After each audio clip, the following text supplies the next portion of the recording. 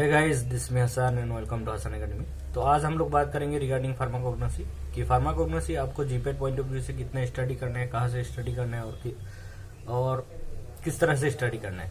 तो अगर आप इस चैनल में नए हो, चैनल को सब्सक्राइब करो और नोटिफिकेशन ऑन रखो ताकि जब भी हम वीडियो रिलीज करें आप तक पहुंच जाए। तो सबसे पहले मैं बोल दूं, फार्माकोग्नोसी एक मेजर सब्जेक्ट है जीपेट पॉइंट ऑफ व्यू से, बट थोड़ा डिफरेंसेस है। देखो, बाकी जो मेजर सब्जेक्ट है like pharmaceutics, pharmacology and pharmaceutical chemistry, उसके साथ फार्माकोग्नोसी भी एक मेजर सब्जेक्ट है, बट बाकी मेजर सब्जेक्ट में आपको बहुत ज्यादा क्वेश्चन आते हैं। अप्रोक्स मान के चलो हर सब्जेक्ट में मोर देन 30 क्वेश्चन आता है, बट जब फार्माकोग्नोसी की बात आई तो ओनली 10 to 12 क्वेश्चन ही आता है।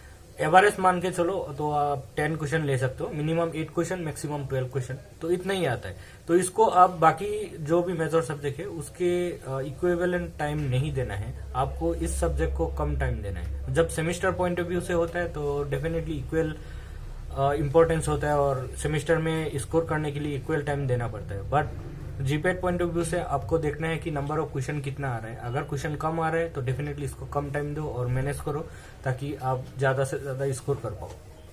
तो सबसे पहले जितने भी बच्चे हैं जिनका बी फार्म में फार्माकोग्नोसी फेवरेट है, आपको फार्माकोग्नोसी के थ्रू मास्टर डिग्री करना है या फिर नेचुरल प्रोडक्ट में एमएस करना है नाइपर में, तो आप कर सकते हो, डेफिनेटली कोई प्रॉब्लम नहीं है।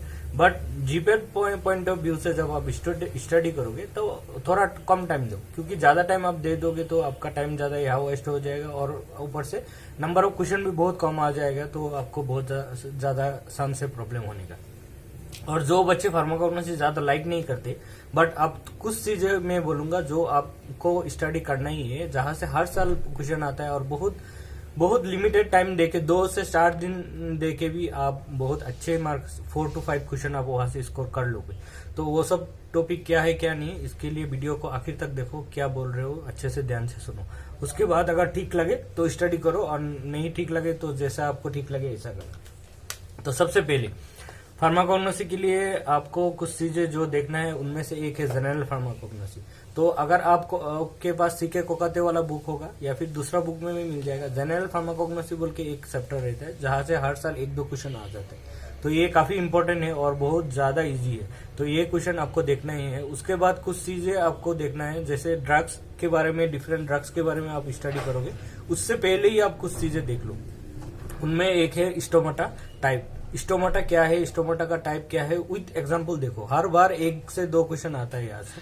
उसके अलावा जो 1-2 क्वेश्चन आता है वो है traditional medicine system. Traditional medicine system देखो और वहां पे आपको सबसे ज्यादा ध्यान देना है आयुर्वेदा के ऊपर। आयुर्वेदा के ऊपर हर साल क्वेश्चन आता है। उसके अलावा 1-2 और सिस्टम है जहां का फादर ऑफ दैट सिस्टम कौन है ऐसा पूछा जाता है। जैसे आप होम्योपैथिक सिस्टम हो गया, उसका फादर ऑफ होम्योपैथिक सिस्टम कौन है ऐसा पूछा जाता है, जो है Samuel Hahnemann.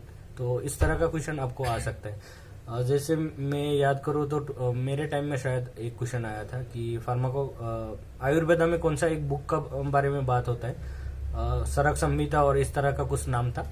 To be honest मुझे इतना ज्यादा याद नहीं, क्योंकि 2018 के बाद से मैंने कभी फार्माकोग्नोसी स्टडी नहीं किया। हमारा मास्टर डिग्री में भी एनालिसिस में ये सब कभी जरूरत नहीं होता, तो इतना मुझे डिटेल्स में पता नहीं, बट मुझे चीजें पता है कि कहाँ से क्वेश्चन आ सकता है। टिप्स एंड ट्रिक्स में आपको डेफिनेटली दे सकता हूँ। तो उसके अलावा ट्राइकॉम्स के बारे में थोड़ा बहुत देख लेना। कैल्शियम ऑक्सालेट क्रिस्टल कौन सा प्लेन में मिलता है ये सब देख लेना, यहाँ से क्वेश्चन आता है।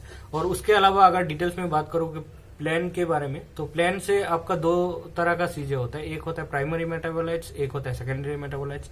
तो आपको जीपेट पॉइंट ऑफ व्यू से सेकेंडरी मेटाबोलाइट्स में ज्यादा ध्यान देना है, क्योंकि वहां से बहुत ज्यादा क्वेश्चन आते हैं। तो उनमें सेकेंडरी मेटाबोलाइट्स 2-4 जो एग्जाम्पल है, एल्कालॉइड्स, ग्लाइकोसाइड्स, ये सब के बारे में आपको डिटेल्स में देख लेना है। कार्बोहाइड्रेट्स के बारे में देख लेना। हालांकि कार्बोहाइड्रेट्स प्राइमरी मेटाबोलाइट्स होते हैं। कार्बोहाइड्रेट से एक क्वेश्चन आने का चांस रहता है कि कौन सा कार्बोहाइड्रेट्स आपका डायबिटिक्स में यूज होता है, तो वो है ग्वारगम। तो इस तरह का बहुत सारे क्वेश्चन होता है जो बहुत ज्यादा इंपॉर्टेंट है और आप किस तरह से स्कोर कर सकते हो। तो देखो, सबसे पहले अगर आपको, मैं उन लोगों के लिए बोल रहा हूँ जो लोगों को बहुत डिटेल्स में फार्माकोग्नोसी स्टडी नहीं करना है, तो उनके लिए मैं बोल दूं आप कुछ एक कॉपी में कुछ चीजें आप नोट कर लेना।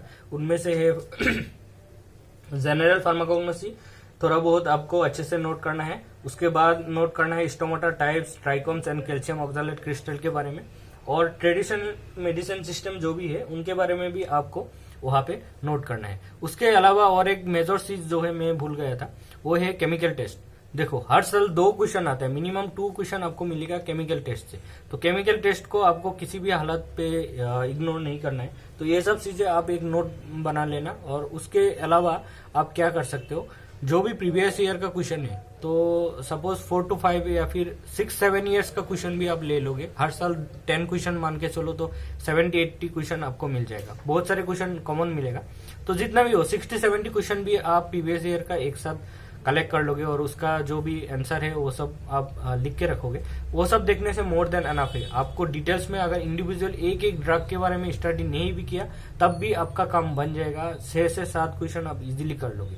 और जो भी लोग डिटेल्स में आप ड्रग के बारे में देखना चाहते हो, आई मीन फार्माकोग्नोसी आपका फेवरेट सब्जेक्ट है, बहुत स्टडी करना चाहते हो, तो उनको मैं बोल दूं कि आप सेकेंडरी मेटाबोलाइट्स में ज्यादा ध्यान दो। और सेकेंडरी मेटाबोलाइट्स का हर एक मेटाबोलाइट्स के अंदर सपोज ग्लाइकोसाइड्स हो गए, तो ग्लाइकोसाइड्स के अंदर जो बेसिक क्लासिफिकेशन है उसके अलावा 2 से 3 ड्रग देख लेना। और जब ड्रग स्टडी करना होता है तब बहुत सारी चीजें आपको देखना होता है, वो आपको भी पता रहेगा। जैसे सिनोनिम हो गया, बायोलॉजिकल सोर्स हो गया, बायोलॉजिकल सोर्स तो आता ही होगा, और family, chemical constituent, adulterants, substituents, uses, तो ये सब चीजें पूछा जाता है। काफी बार ये जो सिनोनिम है ये पूछा जाता है, हालांकि हम लोग सिनोनिम को इतना ज्यादा इंपॉर्टेंस नहीं देता है, बट वहां पे पूछा जाता है, तो आप उसके लिए तो एटलीस्ट सीखना होगा। जैसे छोटा चांद किसका सिनोनिम है, और बहुत सारा कुछ था, आई थिंक सार्पेंटाइन, इस तरह से कुछ एक ड्रग का नाम था जो सिनोनिम में आता था। तो इस तरह का बहुत सारी चीजें जो आपको ध्यान में रखना है।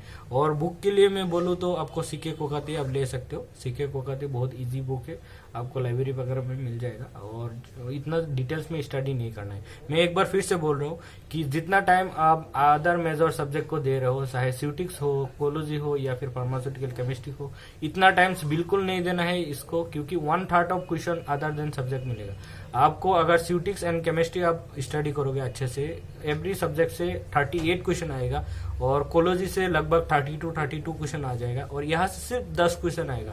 तो आप डिफरेंस देख रहे हो ना, तो उस हिसाब से स्टडी करो, स्मार्ट वर्क करो, चीजों को कहाँ से कितना पढ़ना है यही पता करना आपका स्मार्ट वर्क है।